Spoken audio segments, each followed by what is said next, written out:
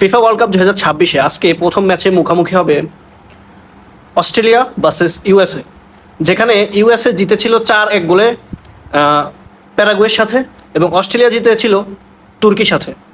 তো বোঝাই যাচ্ছে দুইটাই বিজয়ী দল, দুই দলের মধ্যে ম্যাচটা খুব হাড্ডাহাড্ডি হবে রাত 1টায় এবং পরবর্তী ম্যাচ রাত 4টায়। সেটা মুখোমুখি হবে স্কটল্যান্ড এবং মরক্কো তাদের গ্রুপে ব্রাজিলের সাথে খেলেছিল এবং সেখানে শক্তিশালী ব্রাজিলকে তারা 1-1 রুখে দিয়েছিল এবং ম্যাচটা ড্র হয়েছিল। অন্যদিকে স্কটল্যান্ড খেলেছিল হাইতির সাথে, যেখানে স্কটল্যান্ড 1-0 গোলে হাইতির সাথে জিতেছে। তো একজন করেছে ড্র আর একজন উইনার। অবশ্যই ম্যাচটা খুব ভালো হতে যাচ্ছে, জমজমাট হতে যাচ্ছে। এবং পরবর্তী ম্যাচ ভোর 6:30-এ, যেখানে সুপার ডুপার ব্রাজিল এবং 83 নাম্বার র্যাঙ্কিংয়ে থাকা দল হাইতি, যেখানে আমরা বলতেই পারি এই ম্যাচটা তেমন একটা উত্তেজনাপূর্ণ হবে না, খুব সহজেই ব্রাজিল হাইতিকে হারিয়ে দিবে। আর এরপরে সকাল 9টায় যে ম্যাচটা সেটা হবে তুর্কি ভার্সেস প্যারাগুয়ে, যারা দুই দলই এবং আসলে প্রথম ম্যাচটা হেরে এসেছে। প্যারাগুয়ে হেরেছে ইউএসের সাথে, তুর্কি হেরেছে অস্ট্রেলিয়ার সাথে।